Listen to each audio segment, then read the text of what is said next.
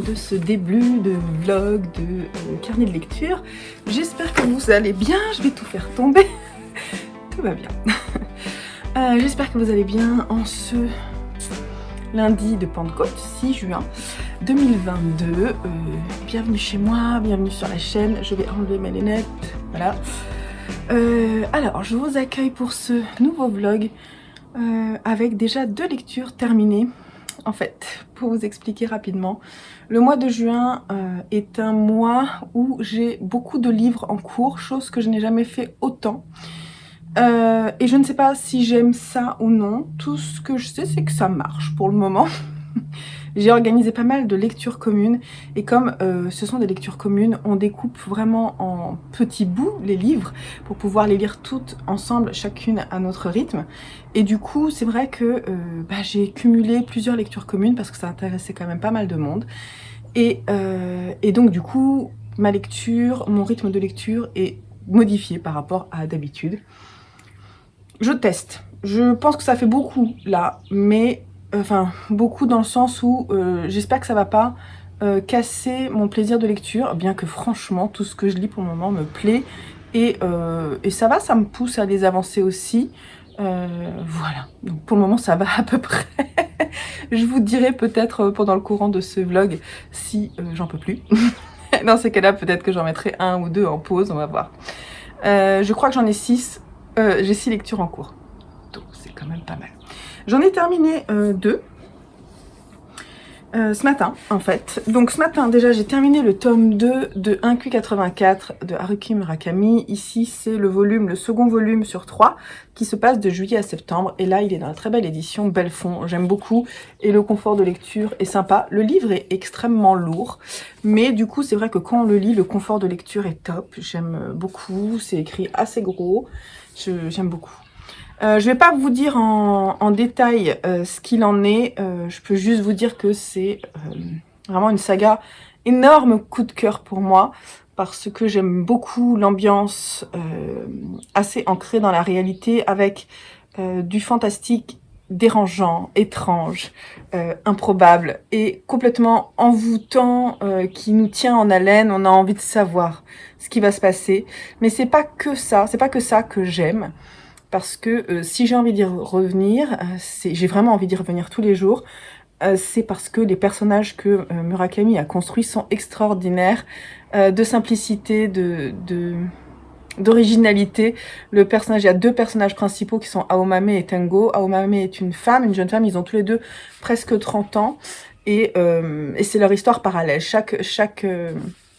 Chaque protagoniste a son chapitre, et donc c'est rythmé par le chapitre de Aomame, puis Tengo, puis Aomame, puis Tengo.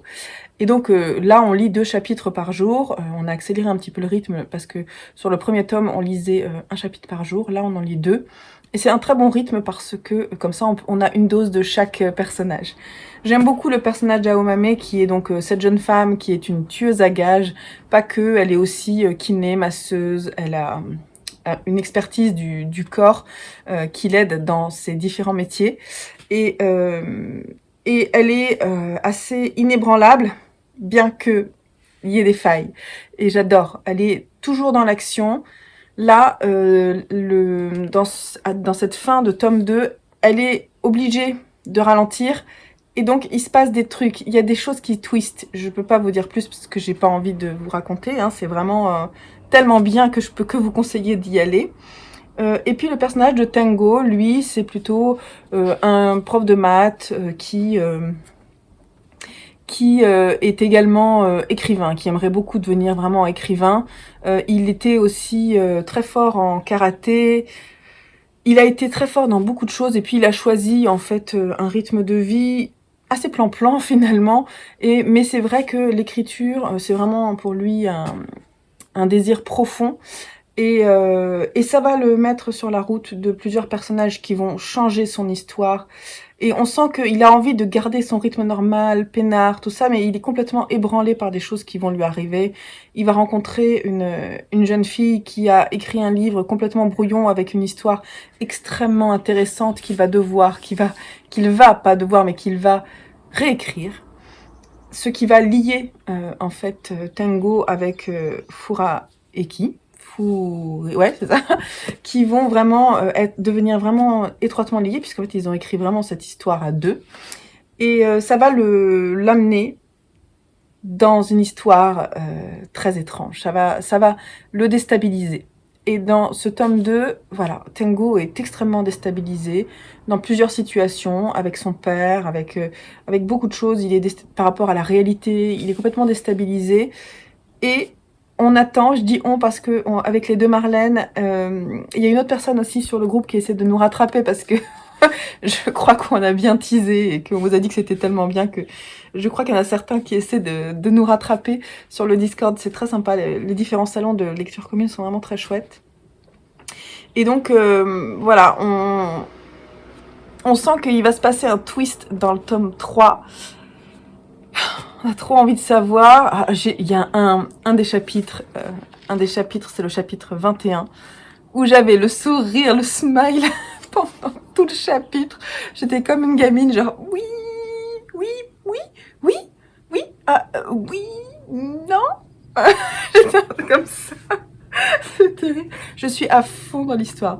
Le seul truc, c'est que c'est terrible, ça fait longtemps que ça m'était pas arrivé, c'est que je suis tellement bien avec les personnages et la façon dont c'est écrit, j'adore, que j'ai peur en fait que ça se termine. Je pense que ça va me... Les derniers chapitres du tome 3, ça va être dur, il va falloir me soutenir. J'ai peur d'être triste de quitter ces personnages, tellement j'aime, vraiment. Sinon, j'ai fini de lire à voix haute pour mon fils Lucien, qui a été le seul pour lequel il fallait que je termine parce que les deux autres étaient pas très intéressés.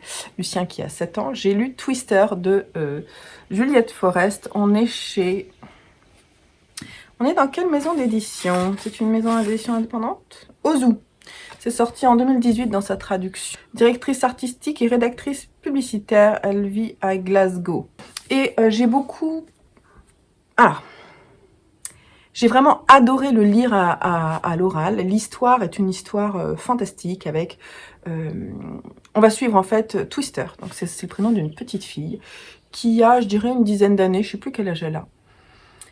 Elle est extrêmement intelligente, mais à l'école, ça se passe pas forcément bien. Faut dire que elle a un moment où elle n'est pas allée à l'école parce que son père a disparu, sa mère est dépressive. Elle vit avec sa tante, avec qui elle a une relation privilégiée. Et Twister, en fait, est là-dedans et on lui dit bon bah t'es pas obligé d'aller à l'école, mais en fait à l'école elle veut pas y aller parce que surtout elle est victime de harcèlement scolaire de plusieurs garçons, notamment un, Clem Hussable, qui est mais terrible, mais vraiment il voudrait la voir mourir, donc il est extrêmement agressif. Donc elle subit ça. Elle est très triste parce qu'elle sait pas où son père... Il a disparu en fait, son père. Il est pas parti. Un jour, il est pas rentré. Et en fait, ils étaient très très proches dans cette famille. Personne n'a compris ce qui s'est passé. Et elle, en fait, elle veut absolument le retrouver parce qu'elle supporte plus de voir sa mère dépressive. Sa mère, en fait, n'a pas réussi à supporter et elle est complètement enfermée. Elle mange plus. Et c'est sa tante qui a pris le relais. Il y a une relation intéressante. Voilà. Les personnages sont tous bien décrits, c'est extrêmement bien écrit, il y a un rythme particulier, on sent que c'est la voix de Twister qui parle, elle décrit les choses avec beaucoup de « et », elle enchaîne les oiseaux chanter et gazouiller et s'ébrouer, et il y en a beaucoup et un rythme vraiment particulier dans cette écriture, très descriptive, mais dans un monde difficile et extrêmement réaliste. Il va se passer quelque chose de fantastique. Twister va partir à la recherche de son père parce qu'elle se dit que sinon, ils n'arriveront pas à être heureux dans sa famille. Et elle va croiser sur sa route une sorte de sorcière, des fantômes, des personnages étranges. Il va se passer des choses qui vont faire que elle va progresser petit à petit. Et voilà. Donc c'est une ambiance extrêmement difficile, triste. On y parle de deuil aussi, c'est pas évident, on y parle de violence dans les familles, violence physique, voilà, et j'ai trouvé, enfin harcèlement scolaire, j'ai trouvé qu'il y avait, pas scolaire mais harcèlement quoi, parce que c'est soit en dehors de l'école, donc c'est vraiment du harcèlement, et on parle aussi d'alcoolisme, de tristesse à la suite d'un drame dans une famille, On parle vraiment de choses très très dures. Et mon fils Joseph, à qui je lis, en fait, je lis dans la chambre où il y a mon fils Joseph et mon fils Lucien qui sont ensemble. Et souvent, je lis dans cette chambre-là. Mon fils aîné, lui, écoute, il est juste dans la chambre d'à côté et il entend. Et mon fils Joseph, il n'a pas supporté, il a trouvé ça trop triste, trop dur. Effectivement, c'est assez dur. Et il y a mes enfants qui crient, ils sont là aujourd'hui. Donc c'est assez dur. Même parfois trop dur, je pense. Elle en rajoute un peu, elle devrait un peu alléger. Moi, je m'attendais vraiment à ce que ça se dénoue de façon différente. Et j'ai trouvé que la fin n'était pas réussie.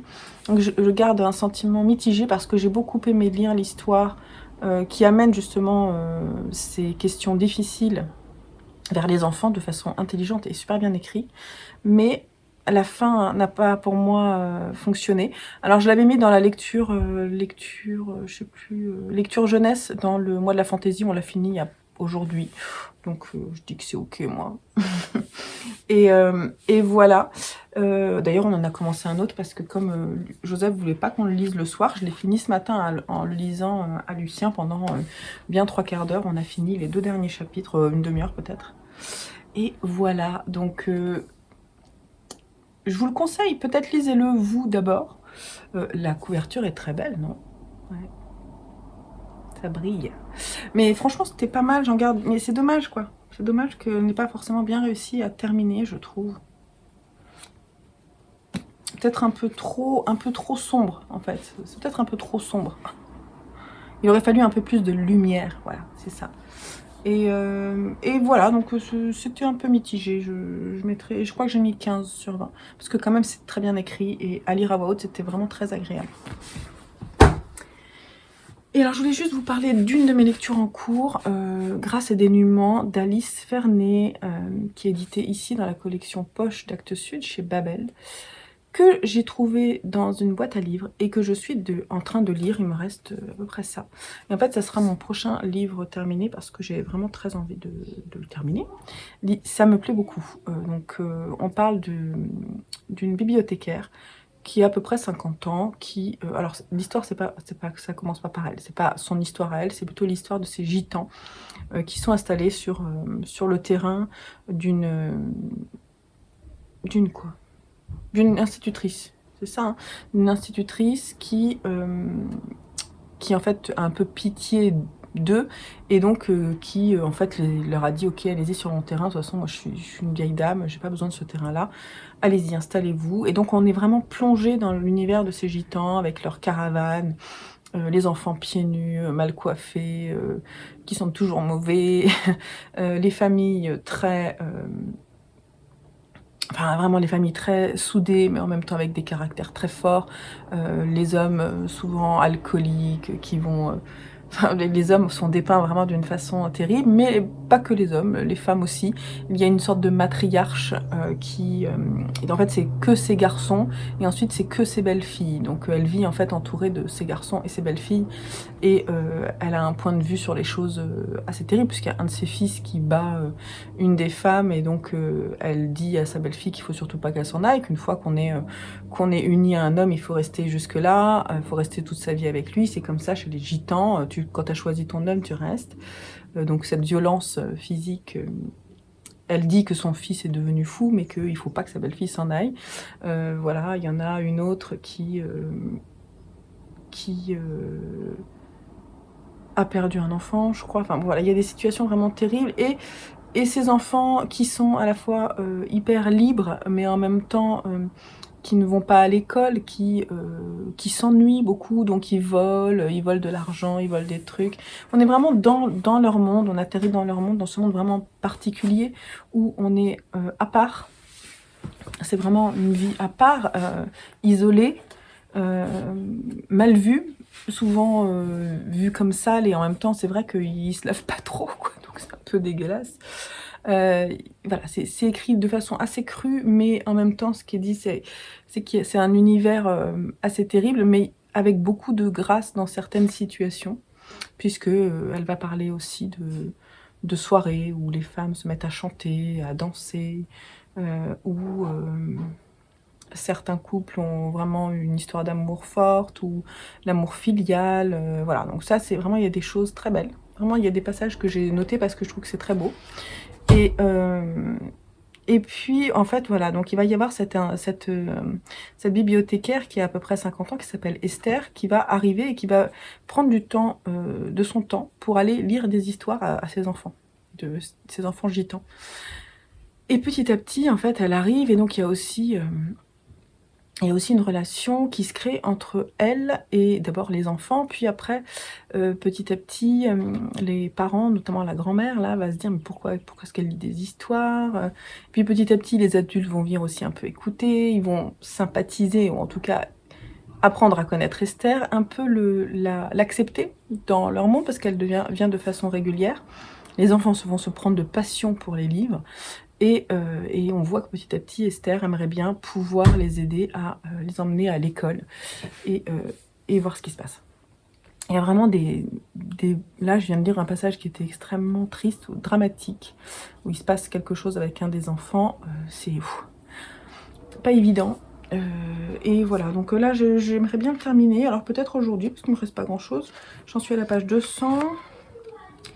Et il y a 289 pages, peut-être que j'arriverai à le finir aujourd'hui, je vais voir, j'aimerais bien. J'aime beaucoup, je connaissais pas du tout l'écriture d'Alice Vernet, elle a écrit beaucoup de choses. Hein. Elle a écrit La conversation amoureuse, La femme et Le règne du vivant. Voilà. Bref, donc je viendrai vous en reparler, voir si la fin m'a plu. Pardon. Et voilà, sinon je sais pas trop ce que... Je vais lire... bientôt. Après, quand j'aurai fini celui-là, je vais lire peut-être Blackwater. Ouais, je pense que je vais lire Blackwater parce que j'ai en fait le tome 4 et le tome 5 dans ma pile à lire. Donc j'aimerais bien les avancer pour pas prendre trop de retard. Et puis bah voilà, vous verrez un petit peu ce que je vais lire peut-être cette semaine. Ouais, peut-être cette semaine, ou ça débordera peut-être un peu. Mais voilà, je vous laisse là avec cette énorme introduction. Et je vous dis un bon visionnage pour la suite. Allez, bye bye.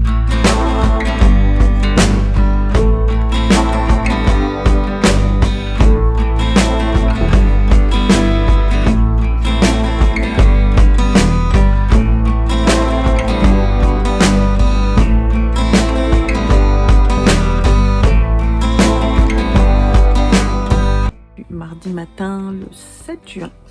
Je voulais juste vous montrer un petit peu quelles étaient mes lectures en cours, parce que je vous ai dit que j'en avais beaucoup, donc je voulais vous les montrer. On va commencer par les lectures communes. Alors j'ai noté, aujourd'hui on commence, je ne l'ai pas encore commencé, le 3e tome de 1Q84. 2 chapitres par jour. J'ai vu qu'il était un petit peu plus long que les autres. Voilà, 2 chapitres par jour.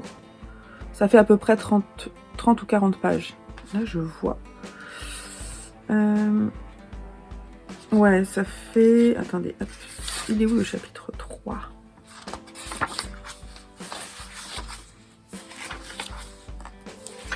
Voilà, ça fait à peu près 40 pages. J'ai trop hâte. Donc ça, c'est celui que je vais commencer aujourd'hui, je sais pas trop quand. Il y a aussi Orgueil et préjugés de Jane Austen, alors qui se lit vraiment tout seul.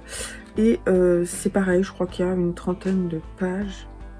Ouais, même parfois vraiment peu. En fait, j'ai fait un découpage pour qu'on lise un peu plus le week-end et moins en semaine. Et donc, c'est à peu près 3 ou 4 chapitres par jour. Voilà, on en est là. Ça se lit très bien. Je l'ai mis sur ma Kindle pour pouvoir le lire également si besoin pendant que je fais mon sport. Par exemple, ce soir, j'ai prévu de faire du vélo, puisque c'est mon cadeau de... Je vous l'ai montré, hein, je crois. C'est mon cadeau d'anniversaire, du vélo, un vélo d'appartement. Donc quand il fait moche, comme aujourd'hui, par exemple, il fait pas très beau. Après mon travail, je vais faire ça et je vais lire la suite d'Orgueil et préjugés. Voilà.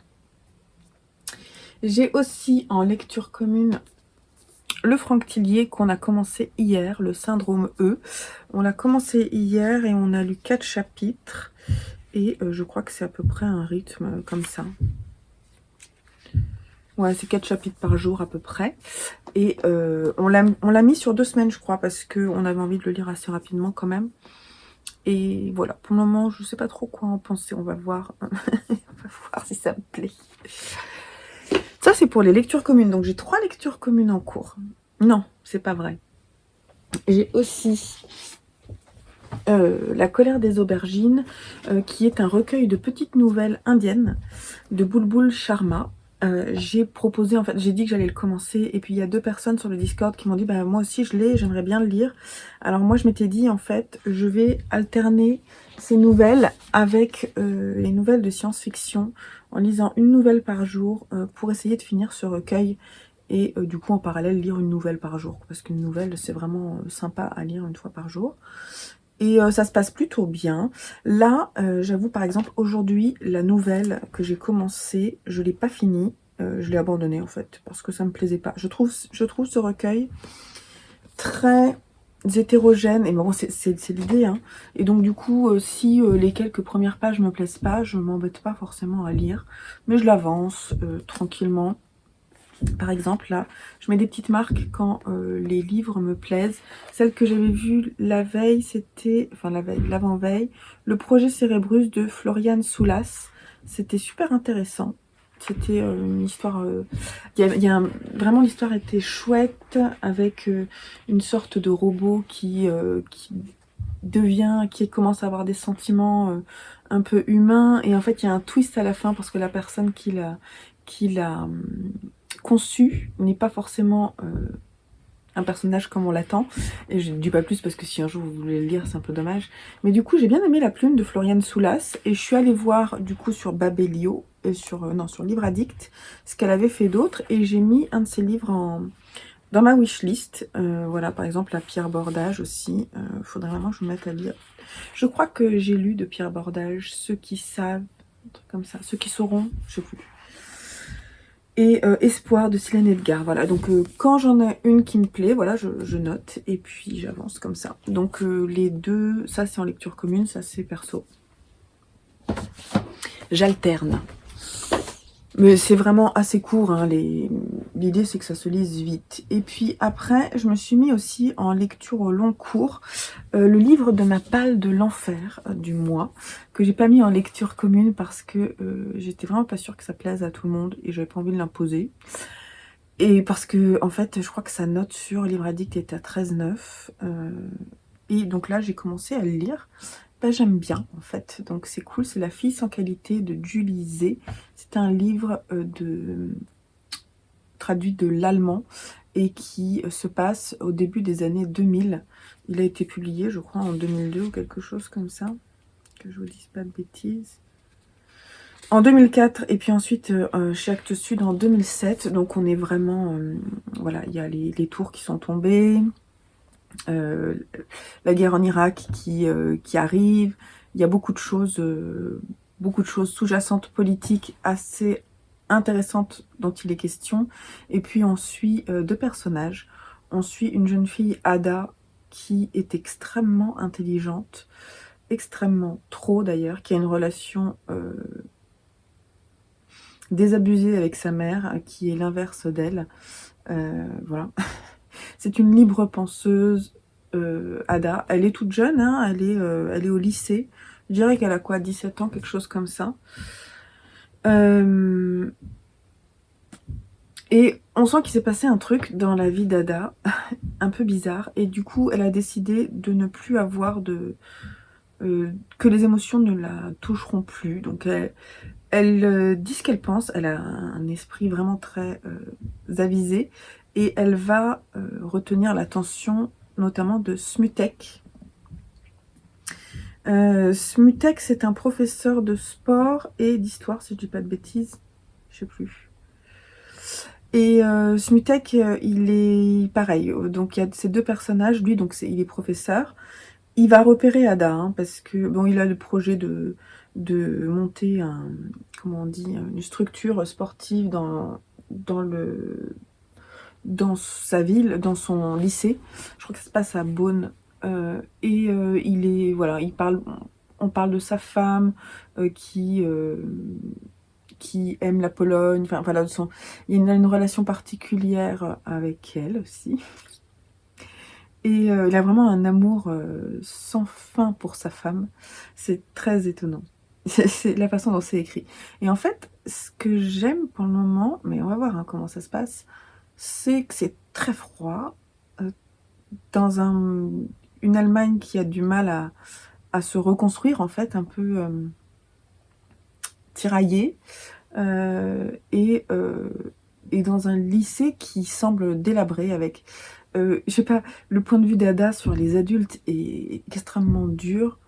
C'est un livre dur, mais en même temps très acerbe, très... ouais, je sais pas, ça me plaît en fait. Moi j'aime bien quand c'est... Il y a quand même vraiment pas mal de critiques. C'est extrêmement bien écrit, vraiment extrêmement bien écrit. J'ai commencé à souligner 2-3 choses parce que il y a des phrases qui me plaisent beaucoup.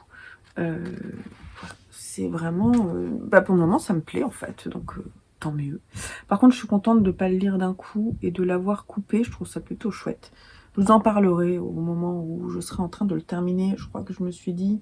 Le truc c'est que je suis pas sûre de suivre mon programme, parce qu'il y a des jours où je pourrais pas forcément lire. Je me suis mis 30 pages par jour. Voilà, donc normalement vers le 24-25 je devrais l'avoir terminé. Je viendrai vous en parler. Voilà. Voilà, et c'est tout. Après, si j'arrive à terminer ça, je commence un autre livre à côté, mais c'est vrai que par exemple hier soir, je voulais commencer la guerre le 4e tome de Blackwater. J'ai pas eu le temps parce que forcément, en plus hier, j'ai dévoré la fin de mon livre. Je suis pas venue vous en parler, faut que je vienne vous en parler. J'ai adoré Grâce et dénuement, vraiment, Alice Vernet. J'ai découvert une très belle plume, mais je viendrai vous en parler un autre moment parce que là, il faut que je bosse. Donc voilà, je voulais juste vous dire quel était mon découpage de mes lectures communes. Donc ça fait 1, 2, 3, 4, on va dire, avec une qui alternait sur les nouvelles. 4 lectures communes. Une que j'ai découpée, ça fait 5. Et après, voilà, d'autres lectures. Peut-être. Mais ça fait quand même beaucoup, 5 livres en cours. J'avais dit 6, mais en fait, c'est 5. Donc ça fait quand même pas mal. On va se calmer un petit peu, on va y aller tranquillou, sinon ça va me stresser et j'ai pas envie. Mais pour le moment, franchement, j'arrive à gérer les différentes lectures communes. Encore, je vous le dis. Allez, je vous retrouve un peu plus tard.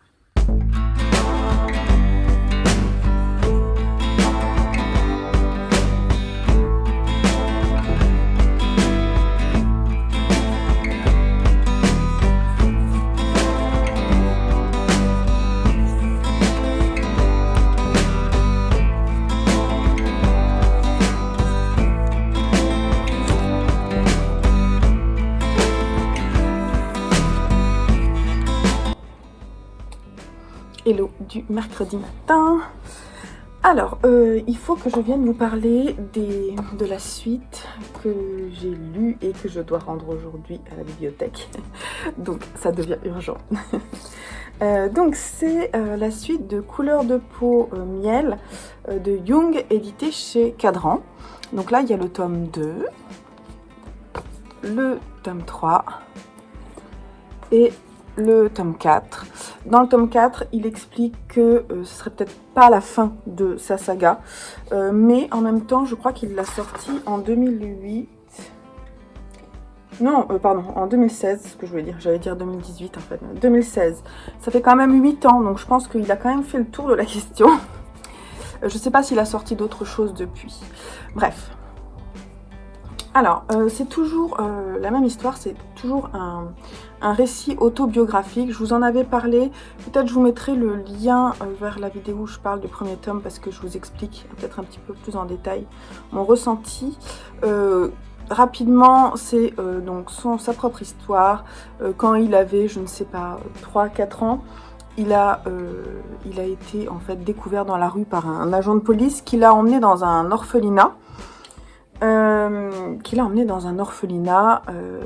Et puis il a été adopté et venu vivre en Belgique, donc dans une famille d'adoption.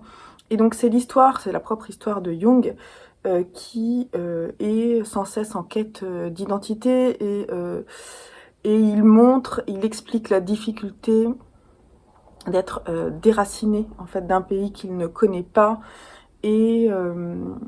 et puis de la difficulté d'être différent physiquement, d'être accepté, de s'accepter soi-même. Voilà, c'est vraiment ça le sujet principal. avec de l'humour, beaucoup de recherches historiques. Le premier tome m'avait beaucoup plu parce que c'était vraiment très intéressant sur l'histoire de la Corée, du Japon, de la Chine, de toutes les différentes influences et de ce qui s'est passé à ce moment-là. Pourquoi est-ce qu'il a été déraciné comme beaucoup d'enfants coréens à cette époque-là, ces mères célibataires en fait qui ont été voilà, comment dire, où on leur a pris quand même leur enfant. Et donc dans le dernier tome, il va essayer d'aborder le rôle, il va à la recherche de sa mère. Alors il va à la recherche de sa mère dans tous les sens du terme. Certes, il adorerait pouvoir retrouver sa mère en Corée, et d'ailleurs il va essayer d'y retourner. Il va mettre du temps à retourner en Corée, mais il va essayer de comprendre d'où il vient en fait, ce qui s'est passé.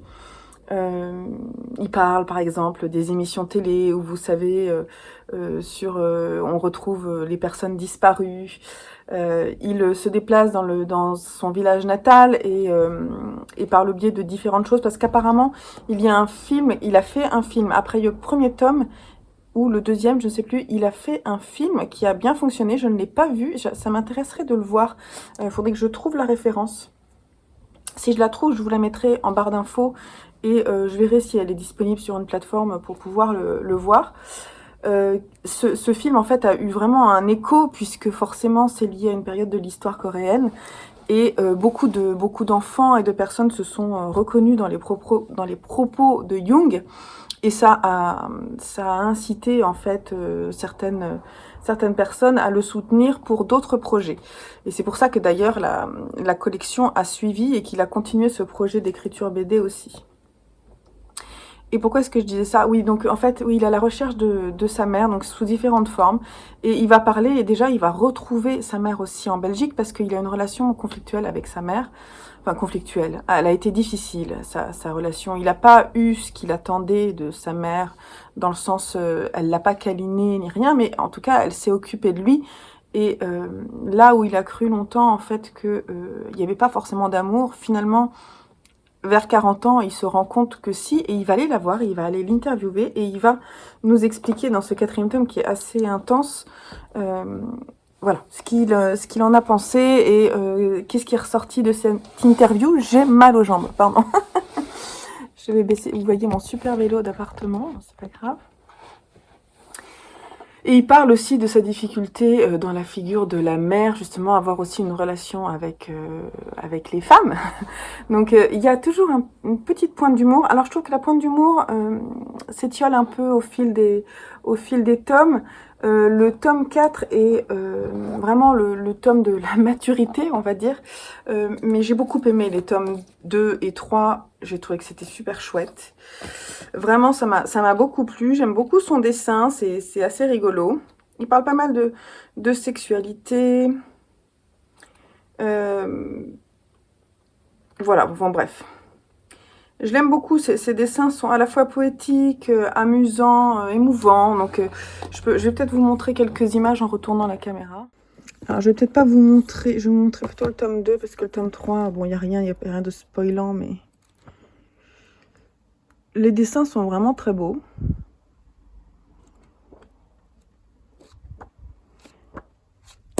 Et au début, alors on le voit, il met aussi quelques images. Attendez, je crois que c'est dans le tome 4 où c'est intéressant. On le voit, voilà, quand il était enfant. Il met des extraits aussi de ses... donc ça, c'est le tome 2. Il met des extraits... Voilà, c'est lui, là. Des lettres. Ça, c'est un extrait d'une lettre d'une dame, en fait, qui lui a répondu... qui lui a envoyé un petit message pour lui dire que ses propos lui ont changé sa vie, en fait. Elle a décidé de s'accepter, puisqu'elle aussi, elle venait un peu du même univers que lui. Et voilà. Donc je trouve que, en fait, dans le cadre de l'année asiatique, pour la partie Corée, on est vraiment... Voilà, dans une belle découverte parce que il y a pas mal de... Le 4e tome est quand même assez centré sur Séoul et sur le village aussi plus rural en fait, dans lequel il a été élevé, je me souviens plus du nom. Ninja, je sais plus, bref. Voilà, donc du coup, pour l'immersion coréenne et puis sur l'histoire aussi de la Corée, voilà, si ça vous intéresse, vraiment, je vous le conseille. J'ai beaucoup aimé. Et du coup, Jung, je ne connaissais pas. Donc, il habite en France, il habite près de Bordeaux aujourd'hui, mais il a été élevé en Belgique et il vient de Corée. Voilà, parcours atypique de Jung. Sinon, je voulais vous parler, parce que je ne suis pas venue vous dire un peu plus en détail ce que j'ai pensé de Grâce et dénuement d'Alice Vernet. Je vais faire ma chronique sur Instagram aujourd'hui aussi. Alors, bah, j'ai beaucoup aimé. Ouais, c'est presque un coup de cœur. Pourquoi est-ce que je dis pas que c'est un coup de cœur? C'est là où c'est pas facile. Non, c'est vraiment une très belle écriture. Donc, je vous raconte pas, je vous ai déjà dit que c'est l'histoire, je vous ai déjà raconté, je crois. Il fallait que je vienne vous dire ce que j'en ai pensé finalement. C'est un livre qui est assez ancien, 1997, et on est en banlieue parisienne, et on va suivre des caravanes de gitans qui sont installés sur une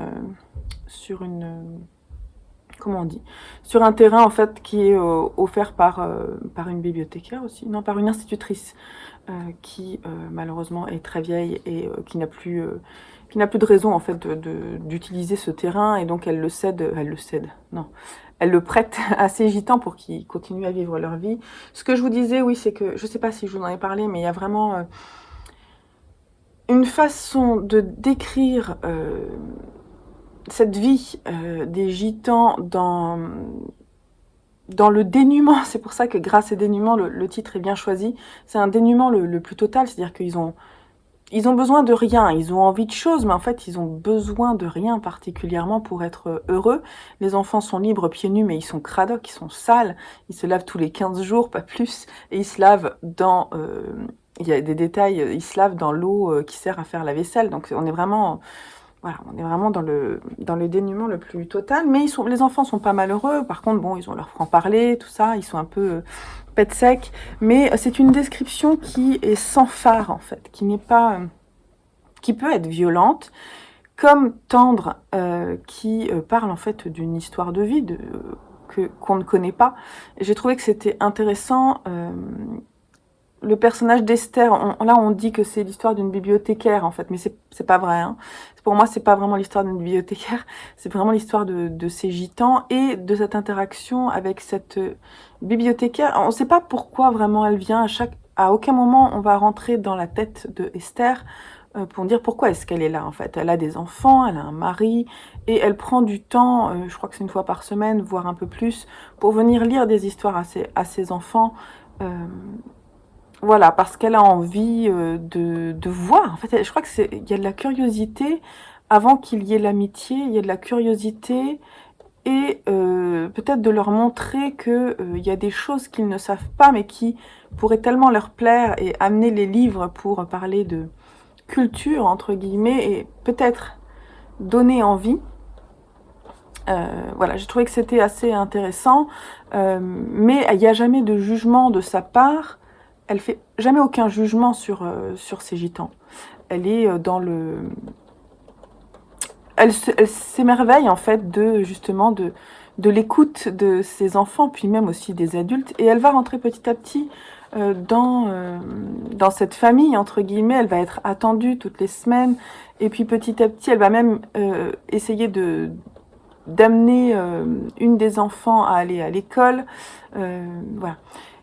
Elle va essayer de transmettre des choses et parfois ça va être compliqué cette période-là parce que ça va être mal vu, parce que du coup ces enfants ils dorment très tard, ils dorment comme les adultes, et en fait du coup ils se réveillent très tard, et s'il y en a une qui doit se lever pour aller à l'école, bah, ça perturbe tout le monde, et donc du coup elle va pas à l'école le matin, mais sauf que ça va pas parce que l'école il faut y aller le matin et l'après-midi il faut suivre les règles et c'est pas forcément évident. Il y a tout ça. Il y a aussi quand même, il est question aussi de violence conjugale, et de savoir justement est-ce qu'il faut l'accepter quoi. Enfin là, il y a une des belles filles de Angeline qui est donc la matriarche qui a ces 4 garçons qui ont chacun une femme. Il y a un des garçons qui est complètement fou en fait et qui bat sa femme, et à un moment sa femme elle part avec ses 2 filles et voilà, donc il y a du jugement de la part de la matriarche, mais les autres belles-filles, elles, cautionnent, et le mari devient complètement fou, il s'appelle Simon, il devient complètement fou, et bon, ça va très très loin. Il y a vraiment, sans qu'il y ait de jugement, l'histoire est racontée. Alors bon, bien sûr, nous, en tant que lecteurs, on pense ce qu'on veut, mais en même temps, c'est pas amené d'une façon, il y a pas de... On nous dit pas c'est bien, c'est pas bien. Il y a vraiment... ce que j'ai aimé, c'est ça. C'est-à-dire que le récit nous est apporté comme ça. Et en fait, on en fait ce qu'on veut. On ressent ce qu'on veut.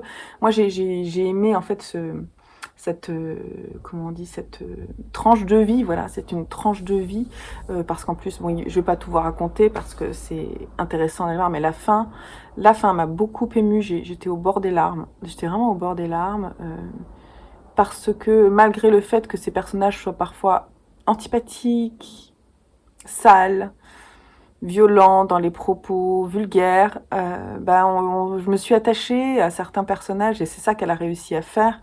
Et un peu à la manière d'Esther, on a vu, on a ressenti certaines choses, autant de douceur que de... Autant de grâce que de dénuement. Voilà, c'est tout à fait le titre est tout à fait juste. Et oui, ça m'a émue vraiment la fin. Et du coup, j'ai beaucoup aimé l'écriture d'Alice Vernet. Et je ne sais pas si elle a écrit d'autres choses. Et elle a écrit La conversation amoureuse, Chercher la femme et le règne du vivant. Et voilà, donc j'irai peut-être relire d'autres choses d'elle parce que son écriture m'a bien plu. J'ai relevé quelques passages qui m'ont vraiment plu et vraiment je vous conseille. Alors, demain je vais en déplacement à Lyon et donc du coup je dois, dans mes lectures communes, j'essaie de voir comment je vais faire. Si j'en avance une certaine partie, j'en emmène une autre partie avec moi. Je sais que Orgueil et Préjugés, déjà je l'ai un peu avancé, donc je pense que je vais lire les 2 parties pour pas l'emmener. Et je vais voir un petit peu ce que j'avance. Je pense que je vais avancer mon gros pavé là. dont je vous ai parlé. Je vais l'avancer celui-là, je vais le lire aujourd'hui. Et voilà. Bon allez, je vous laisse là pour le moment.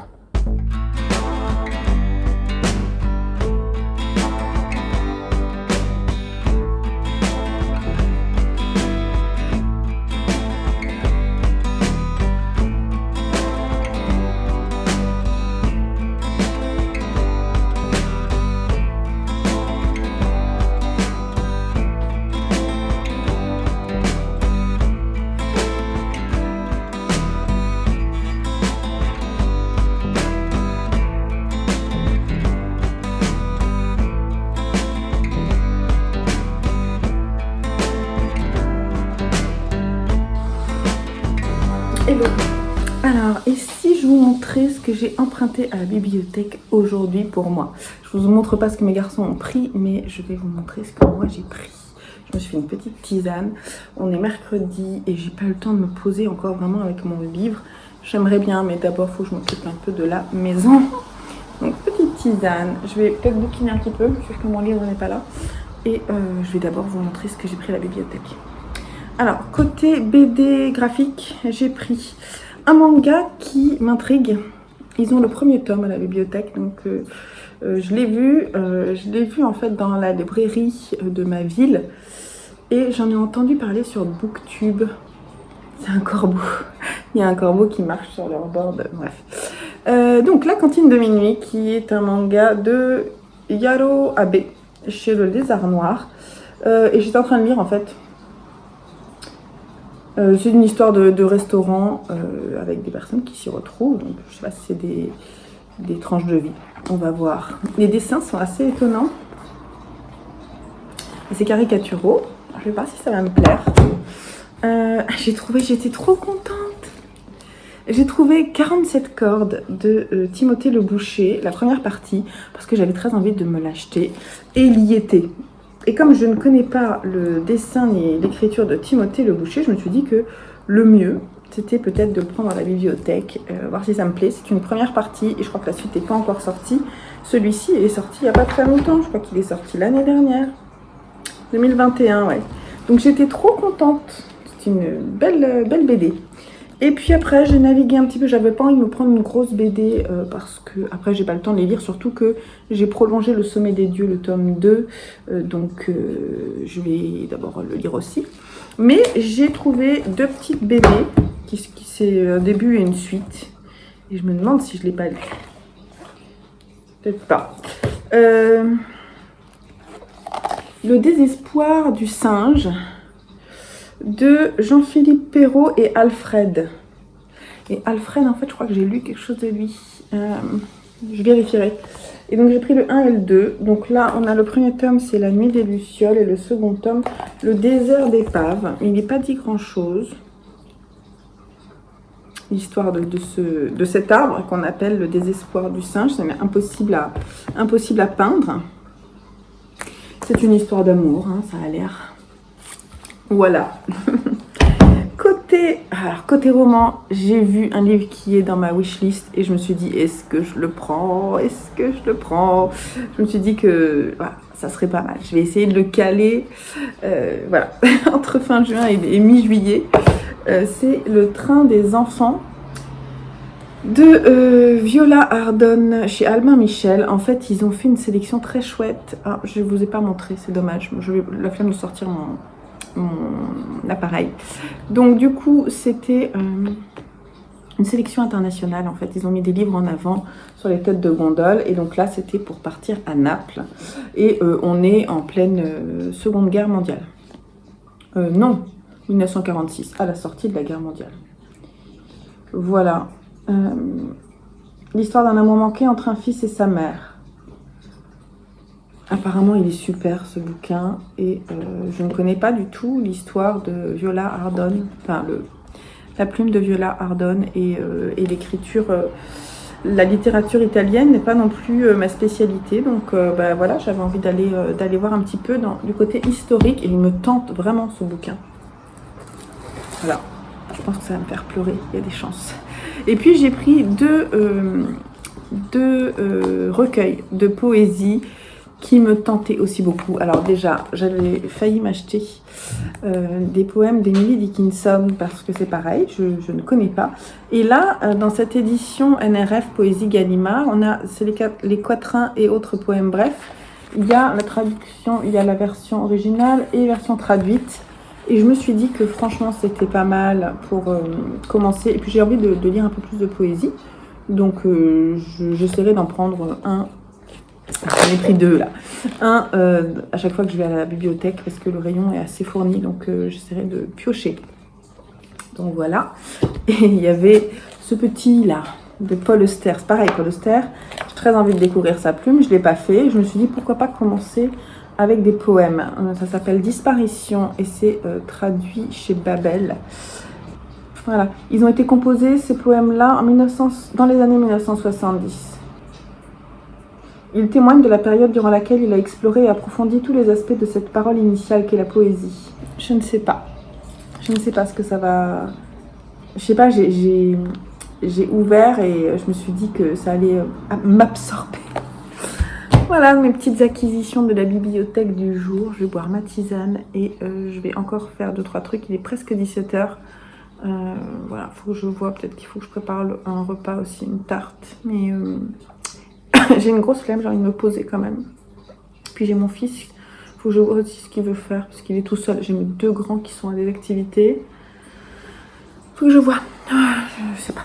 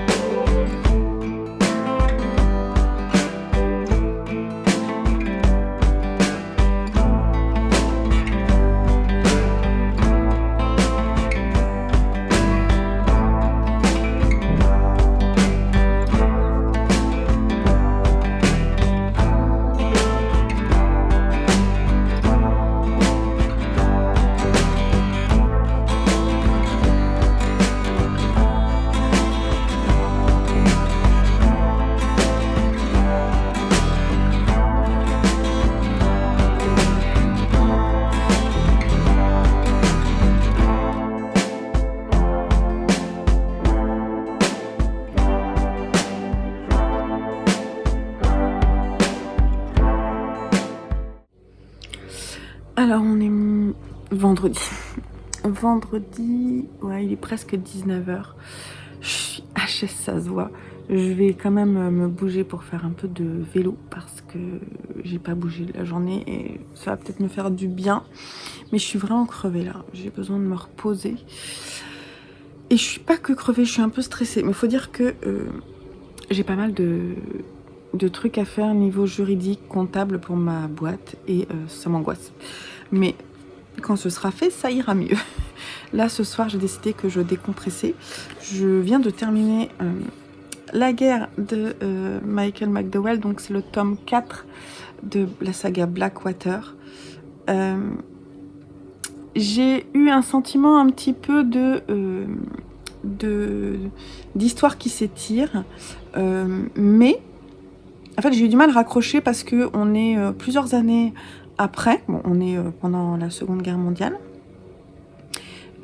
toujours dans cette petite ville de Perdido, et il y a d'autres, on parle d'autres personnages de la famille Casquet, et notamment les enfants d'Elinor Oscar, donc Myriam et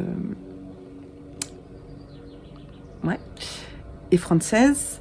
On parle également de Grace, qui, voilà, on parle en fait de personnages féminins, mais qui en fait sont plus jeunes et qui du coup deviennent adultes et prennent des décisions, se marient, cherchent un travail, voilà, dans un climat de guerre, mais alors qui est assez vague, hein.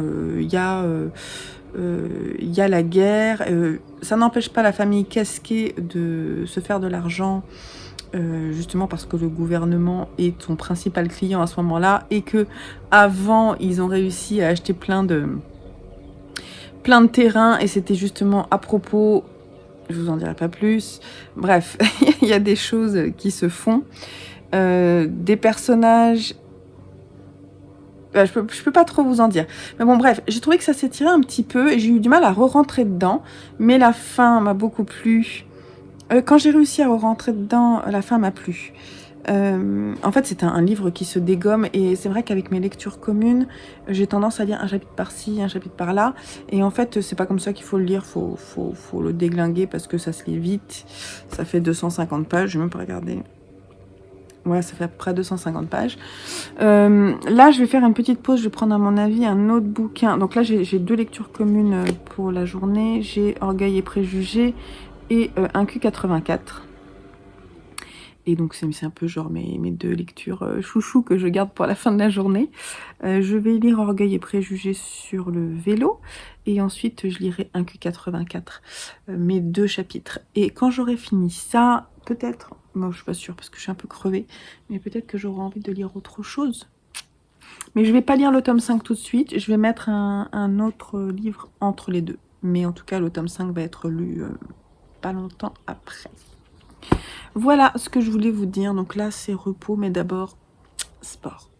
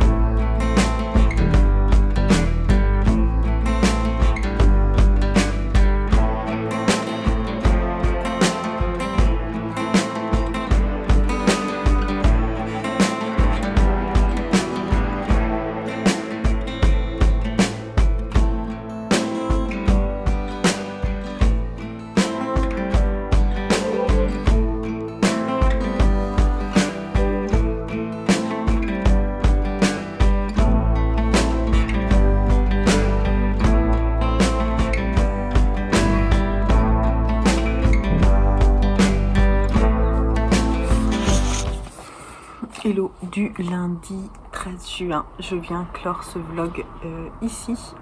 Finalement, j'ai repris le rythme de la semaine pour le vlog.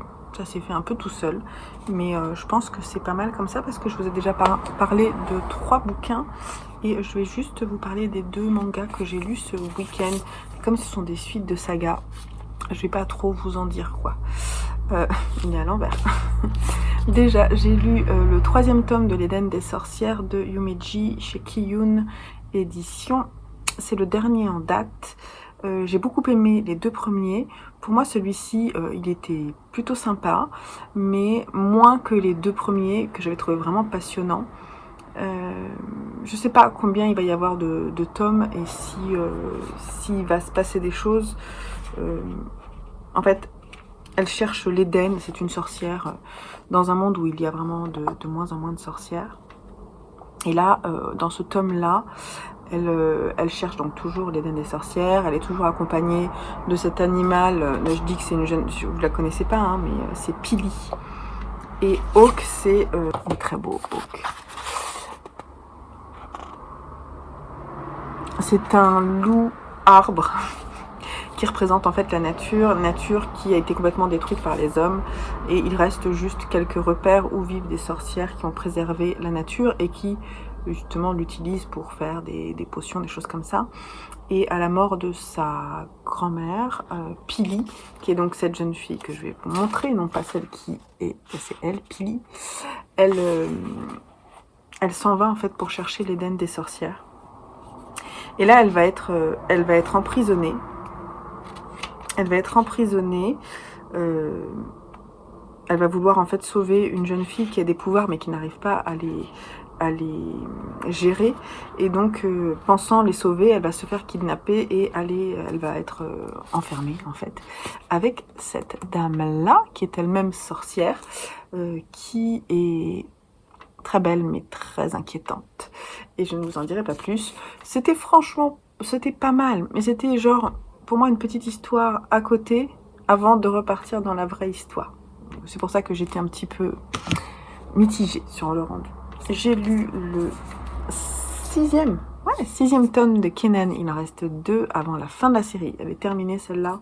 Donc, je viens de commander aujourd'hui le tome 7. Je crois qu'il n'y en a que 8 en tout, si je dis pas de bêtises. C'est une série de Fuetsudo et Ishimura Hitoshi. On est chez Doki Doki. Là par contre, le fil, là il se passe des choses. Je peux pas trop vous raconter, à moins que je vous dise simplement que c'est l'histoire de ce Kakuen, qui est un mélange entre un homme et un singe. Vous voyez, il a une queue de singe. Il est accompagné d'un... comment ça s'appelle? D'un... Raiken, voilà. Un chien magique. Qui en fait peut se transformer, il a 2 possibilités, il a une apparence de chien ou de chien-homme, je l'aime beaucoup. Ils ont une relation assez particulière, là ils sont accompagnés d'une autre personne qui a également un autre Raiken et d'un, comment on dit, un bonze, non, je ne sais pas. Un bonze, oui tout à fait. Voilà, et donc ils se rendent... quelque part dans l'histoire pour aller essayer de retrouver quelqu'un et ils vont encore avoir des péripéties, rencontrer d'autres Kakuen qui justement voient peut-être les choses différemment, parce qu'en fait l'idée initiale de cette histoire c'est que les Kakuen enlèvent de force les femmes humaines pour pouvoir se reproduire, puisqu'il n'y a pas de femmes en fait chez les Kakuen, mais pour pouvoir en fait engendrer de nouveaux Kakuen, ils sont obligés de s'accoupler et donc ils les prennent de force. Ce qui fait que là, au départ, ce Raiken, j'ai du mal avec les noms, ce Raiken en fait était venu pour empêcher ce Kakuen de voler une femme, mais sauf que lui, quand il a vu le Raiken, il a oublié la fille, il a dit « Oh, tu es trop mignon, toi tu veux venir avec moi ?» J'adore. Alors dans celui-ci, je trouvais qu'il y avait un petit peu moins d'humour, mais il y a de l'aventure. Il y a plein de personnages comment ça s'appelle, de tanuki, des choses comme ça. Il y a un feu follet, il y a plein de personnages comme ça, un petit peu fantastiques, qui sont présents. Et l'histoire commence à prendre sens pour voir la fin. On va voir le personnage que j'attendais apparaître. je suis trop contente. Mais pour le moment, il n'y a pas encore de lien précis. Mais voilà, donc vivement le tome 7 et le tome 8 pour terminer et en savoir plus. Et j'aime beaucoup, je vous la conseille cette série-là à chaque fois, mais vraiment, elle est très chouette. Voilà pour terminer ces petites lectures de la semaine. Je vais d'ailleurs ouvrir un nouveau vlog, peut-être là en fin de journée. Je vous laisse là, je vous souhaite une belle semaine de lecture. Je vais essayer de faire le montage peut-être demain, je ne sais pas si j'aurai le temps ce soir. C'est difficile pour moi le lundi soir parce qu'il y a les activités de mes enfants, donc je ne sais pas si j'aurai le temps. Je vais voir. Je vous laisse là, je vous souhaite une belle semaine de lecture. Je vous emmène dès la semaine prochaine avec moi pour de nouvelles aventures littéraires et j'espère encore des coups de cœur. Voilà. Je vous fais des gros bisous, prenez soin de vous, à très bientôt sur la chaîne. Bye bye.